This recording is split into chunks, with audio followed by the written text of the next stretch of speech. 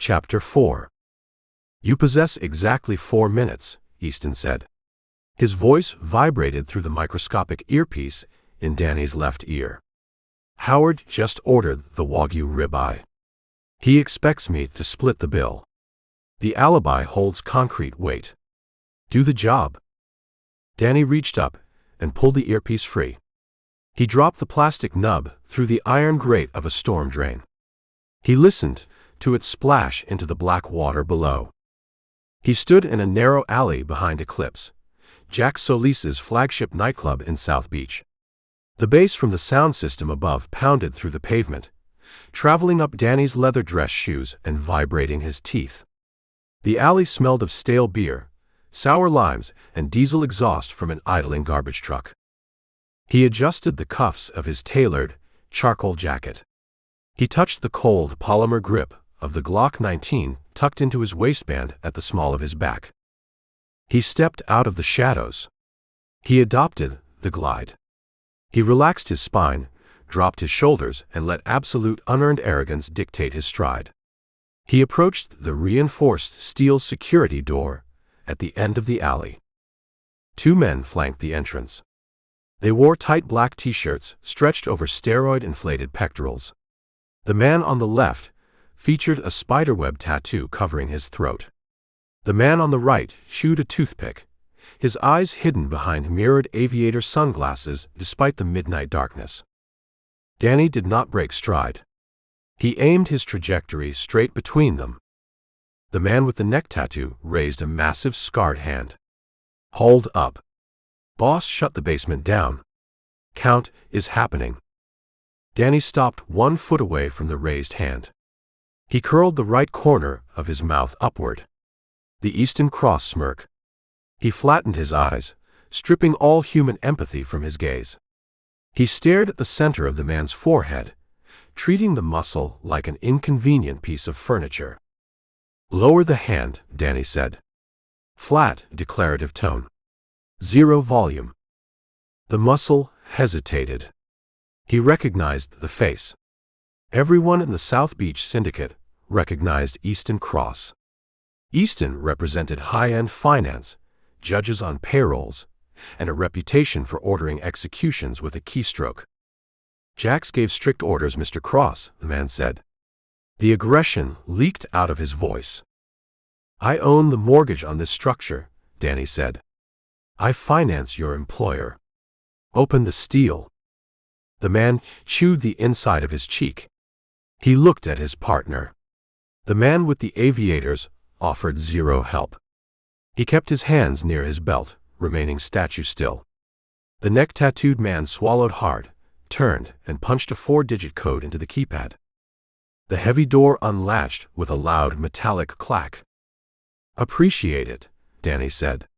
He stepped past them, entering the air-conditioned corridor. Concrete walls painted matte black swallowed the light. A single fluorescent bulb hummed overhead, casting a sickly green pallor over the space. Danny walked down the hall to a second door. This one featured a biometric thumb scanner. Easton provided the bypass. Danny reached under the metal door frame. His fingers found the exposed bundle of CAT5 cables leading to the scanner. He gripped the blue wire and yanked it hard. The magnetic lock failed, defaulting to an open position to meet fire code regulations. Danny pushed the door open and stepped into the counting room. The air tasted of cocaine residue and old paper money. 3 high-speed counting machines whirred on a long folding table, spitting out stacks of $20, $50, and $100 bills. Bundles of cash formed green bricks on the tabletop. 3 men occupied the room. 2 young kids in oversized basketball jerseys fed the machines. A 3rd man sat at the head of the table. He wore a silk shirt unbuttoned to his sternum, exposing a thick gold chain. He held a leather-bound ledger, entering numbers with a gold fountain pen. The man with the gold chain looked up. His eyes widened. Cross. What are you doing down here? Danny drew the Glock from his waistband. He racked the slide. The sharp, mechanical sound cut through the hum of the counting machines. The two kids froze. One dropped a stack of 20s. The bills scattered across the concrete floor. "Step away from the table," Danny said. He leveled the gun at the chest of the man with the gold chain. "You lost your mind, Easton," the man said. Sweat beaded on his upper lip. "Jax will skin you. He will peel your face off and wear it. Jax answers to me." Danny closed the distance. "Drop the pen. Pick up the black duffel bag in the corner. Fill it with the bundles." The man looked at the gun. He looked at the dead, empty eyes behind it. He recognized a predator willing to pull the trigger. He dropped the gold pen. He grabbed a nylon duffel bag resting against the wall. He unzipped it and began tossing the wrapped bricks of currency inside. "The ledger goes in the bag," Danny said. "Jax keeps the encryption keys in this book. He loses this, he loses the offshore routing. The ledger goes in the bag, or the bullet goes in your liver." The man tossed the leather-bound book into the nylon bag. He zipped it shut. He pushed the heavy bag across the folding table. Danny kept the gun trained on the man in the silk shirt. He reached out with his left hand and grabbed the nylon straps. The bag weighed at least 40 pounds. $250,000 in untraceable street cash. Danny looked at the two kids. They stood backed against the wall, their hands raised in the air. The kid on the left possessed a thin, terrified face. He looked 20 years old. He looked exactly like Danny Vance on the night the police kicked his apartment door down and arrested him for a murder he did not commit. A kid holding the bag for men who wore silk and gold. Danny let go of the duffel bag. He reached into his tailored jacket. He produced a loose stack of $100 bills Easton provided for incidental expenses. $10,000 in crisp paper. Danny tossed the stack onto the floor at the terrified kid's feet. "Pick it up," Danny said. The kid stared at the money. He looked at the gun. He looked at his boss. "Pick it up," Danny repeated. "Walk out the fire exit. Do not return to Miami. Buy a bus ticket to a state that experiences snow. Change your name." The kid dropped to his knees. He scrambled, snatching the bundle of cash with trembling hands. He scrambled backward, hit the push bar on the emergency exit, and vanished into the alley. The man in the silk shirt sneered. "You think you buy loyalty, Cross? That kid talks to the first cop he sees." I hold zero concern for the kid. Danny grabbed the duffel bag again. "Put your hands flat on the table." The man complied. The remaining worker mirrored the action. Danny backed toward the door. He kept the weapon raised. He maintained the Easton Cross smirk, letting the arrogance burn into the memory of the men at the table.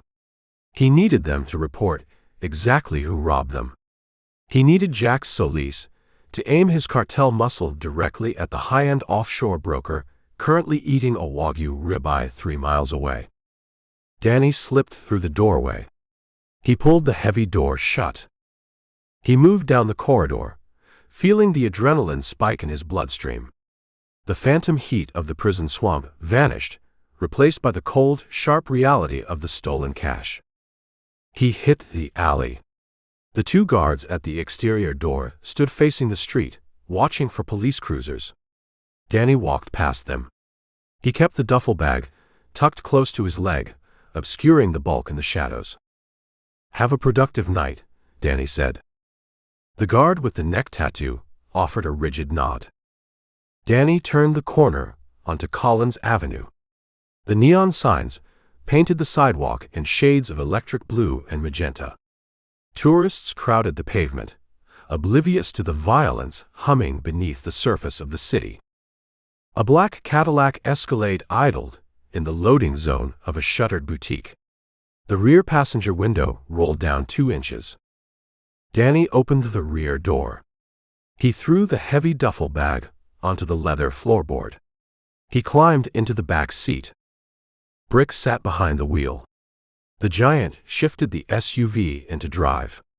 He pulled away from the curb, merging seamlessly into the slow-moving traffic of South Beach. The hit occurred without complication, Danny said. Brick stared at the rearview mirror. He looked at Danny's face. He looked at the tailored suit. He looked at the duffel bag. "You look like him," Brick said. His voice rumbled in the confined space. "You talk like him. But the boss never tips the help. The boss never leaves a survivor holding cash." Danny leaned back into the soft leather. He stared at the back of Brick's massive head. "I alter the protocol," Danny said. "Trish alters the protocol," Brick muttered. He gripped the steering wheel, his thick knuckles turning white. "She thinks she controls the board. She thinks the money solves the problem. The money creates the problem." "We secure the asset," Danny said. "We deliver the bag to the condo." "We deliver the bag," Brick agreed. The SUV glided through the neon-drenched streets. Danny rested his hand on the nylon duffel. He felt the weight of the ledger inside. He held the financial heart of Jack Solis's empire. He held the tool Easton Cross needed to dominate the Miami underworld. He also held the leverage to tear them all apart. Danny stared out the tinted window. The ocean appeared between the high-rise hotels, a black void stretching to the horizon. He felt the Glock pressing against his spine. He survived the swamp. He survived the mirror. He now held the cash. The game shifted from survival to execution.